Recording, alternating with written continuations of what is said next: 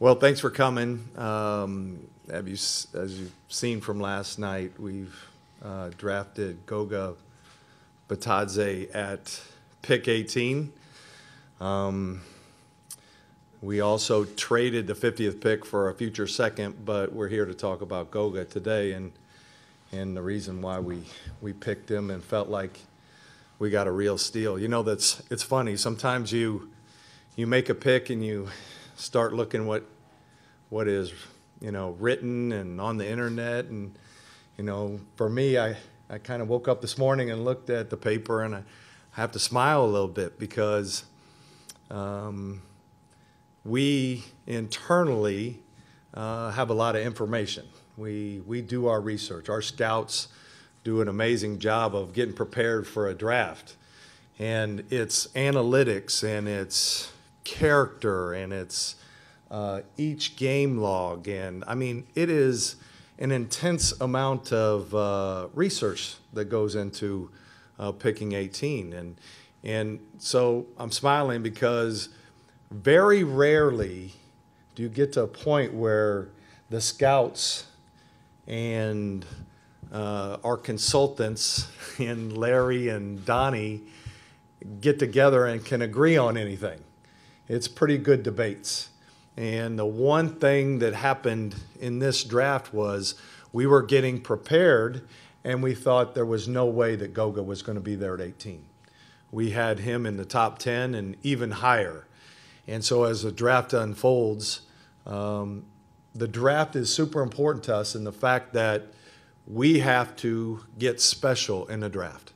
The free agency sometimes is where you go and try to plug the holes. But Goga is everything we've wanted in a player. We talk about 3T. He's tough.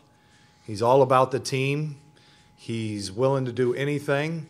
And, we don't have a chance to talk to these guys very much before the draft. A little bit sometimes if we get an interview. But we've now spent 15 or 30 minutes together having lunch. And a funny story happened already that tells you a little bit of what he's about. And that is, I asked him, I said, so, hey, do you know anything about the Indiana Pacers? Last couple of years we've overachieved. We made it to the playoffs. And we started talking about the Cleveland series, and he immediately said, oh, yeah, goaltending. And I was like, you know what? That is the goaltending series. So if that doesn't tell you that he's an Indiana Pacer, I mean, he is all about basketball. His talent level obviously has come out. If you guys had a chance, what he's done in the EuroLeague is completely impressive. You look at Luka Doncic and what he did and how that translated. Well, his statistics over the last you look at the stats over the last 10 years of that league, his is equivalent in determining success.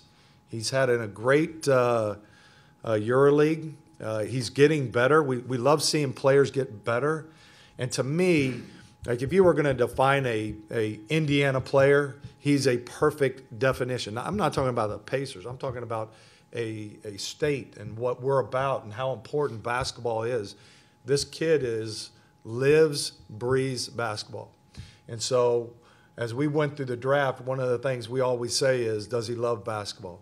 And this kid loves basketball. So we feel very fortunate right now. A lot of people will write or say or that maybe there's not, enough minutes. I think talent comes out. I think you look at our roster with Miles, with Domas, and I think we have a lot of flexibility and a lot of minutes. You have 96 minutes in two positions. And I think, everybody thinks it's all about going small. I'm not so sure that's the way. I want somebody who's going to play hard and protect the rim, and Goga does that. So it was the easiest decision we've ever made in a draft, and it was more consensus than I've ever seen. So today is a great day, and we were surprised and very thankful he's there. So with that, we'll take some questions. Kevin, in your draft discussions, how How much hesitation or how much conversation was there about the fact, well, we've got a couple 6'11" guys already. Did that even enter into the equation of it all? I think, a little bit, yes. But I think the one thing you have to do is drafting is the biggest opportunity to get talent. When we talk about the 4 ways of acquiring talent, one, draft for us is probably more important than anything else. And so if you get caught up in, hey, I got to get a position there, I think you can make a lot of mistakes. I want to get talent in the draft. I think free agency is where you can plug some holes and build out your team. But for us, there was too much talent for us to say this doesn't work. And I want to see Domas playing the 4. I think Miles can play the 4. I think we have Miles, who's an incredible shot blocker. And I think Goga will back up him, but that's to be determined. He's got to earn those minutes. But I think we can keep our defense similar in that we have now 2 elite shot blockers. That's important. To win big, you got to have one guy protecting that rim, and he takes more pride in that than anybody. Goga, growing up in Georgia, how and when did you become aware of the NBA and fall in love with the NBA? First, want to say hi to everybody and thanks for all this love you showed already. And I'm really proud and happy I'm here. Really, this is not just a word. This comes from my mind and from my heart. And what was the question?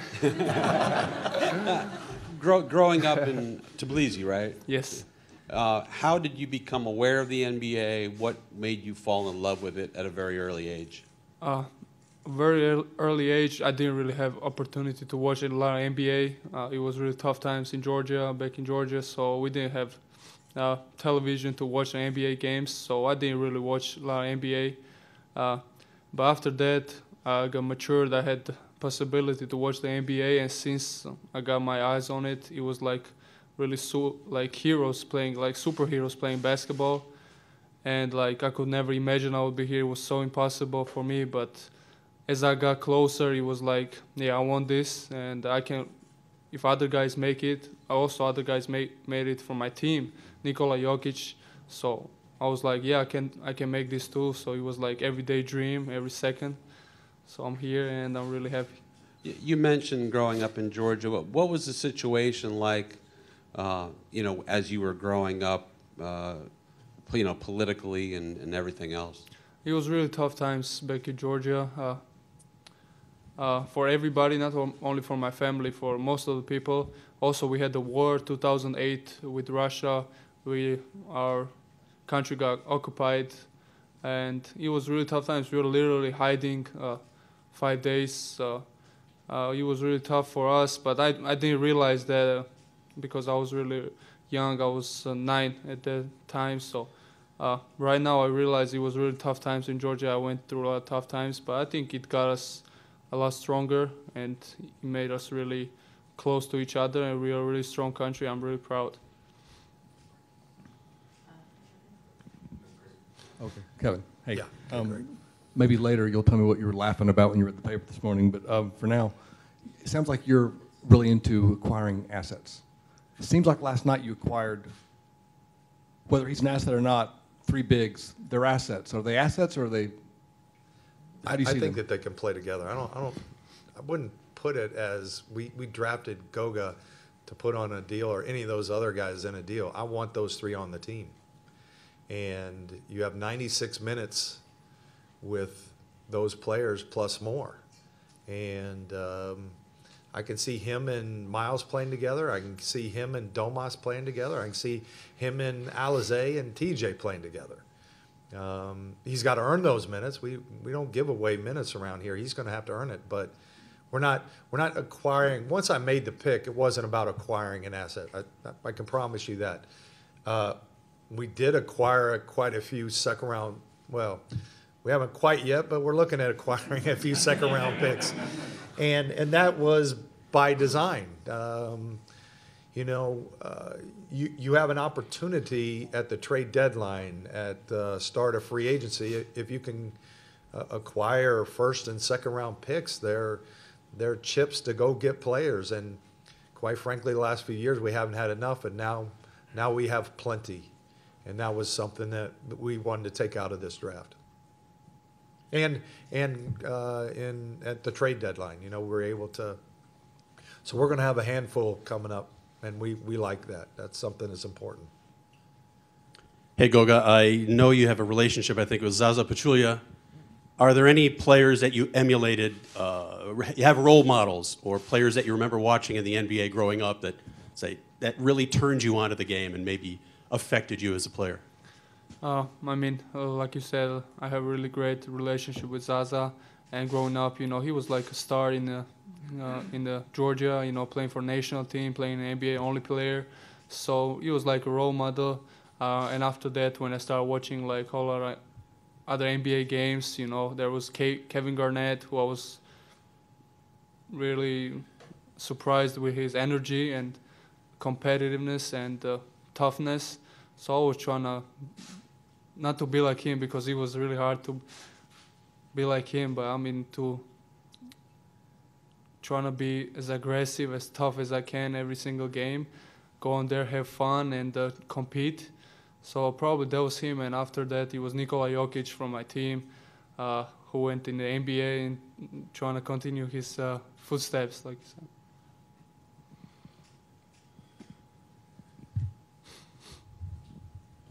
Goga, how is it you knew so much about the Pacers? If you knew about the goaltending thing with Cleveland, did you follow all the NBA teams that closely, or was there something about the Pacers that caught your eye? They caught my eye, definitely, because they were playing like one team, like really like a family.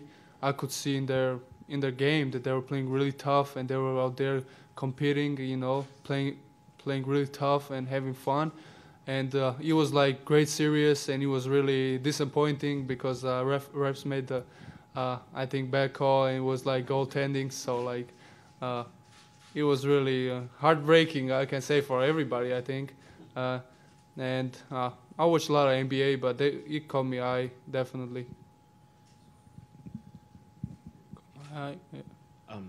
Kevin, going back to what you said, that you didn't think small was necessarily the way to go. How much, though, is playing fast more important than playing small for you guys? And if so, because I'm thinking about, if Goga's in a rotation, Aaron plays fast, plays very well fast, and playing a quicker pace. Is it more important, regardless of the size of your guys, to play quicker as a result, not so much worry about big or small? And for Goga, I wanted to get his impressions on playing fast and how he kind of feels. Is he more of a half-court guy? Does he think he's a guy who plays with quicker tempo? Well, Nate and I talked about it quite a bit, and pace is something that we want to improve, but I've got to make sure that Nate has the players that can do that. So that's where I think free agency really comes into play. Can we get players that fit into a faster style? Now, if you watch Goga, he can play faster, but the one thing I like is that he gets involved in both ends. And that's really the key. If you have five guys that can go out, that can make plays on offense, but also get back on defense, or make a play on defense and then be a part of the offense in a quick way, then you have a player. Goga plays fast. Goga can get up and down and guard. He guards multiple positions, but he protects the rim, most importantly, and that's, early on is important. The second thing is you can play fast, but if you don't have a shooter out there, we're trying to get as many shooters as you can. You see in free agency, shooters are going to become even more important. And I think you have a playmaker, and if you have a playmaker and four players out there that can spread the floor, it's almost impossible to stop. And so in my mind and in Nate's mind, that's a priority. So play faster, obviously, but I've got to get the players so Nate can play faster. And then the second thing is, are we a team that can create some opportunities by having a bigger floor, by having a lot of space? And he shot 41% in his league from three-point. And so we feel like that's very translational.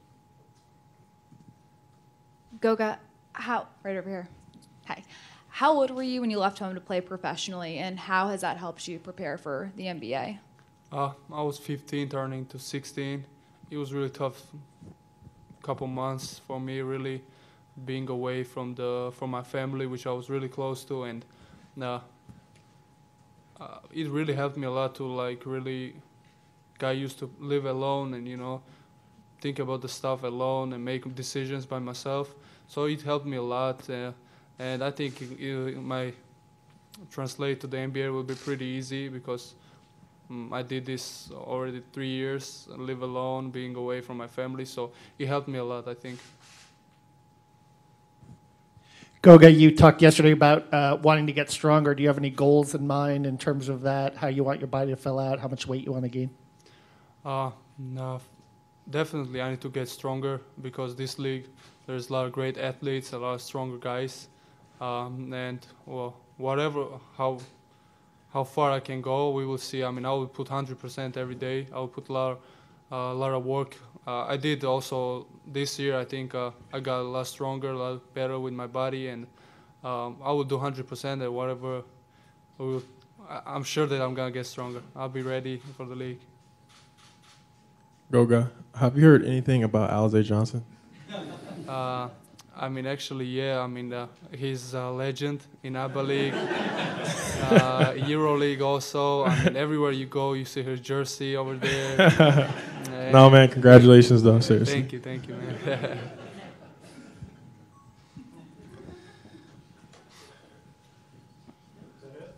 we're going to do a quick photo op with you guys.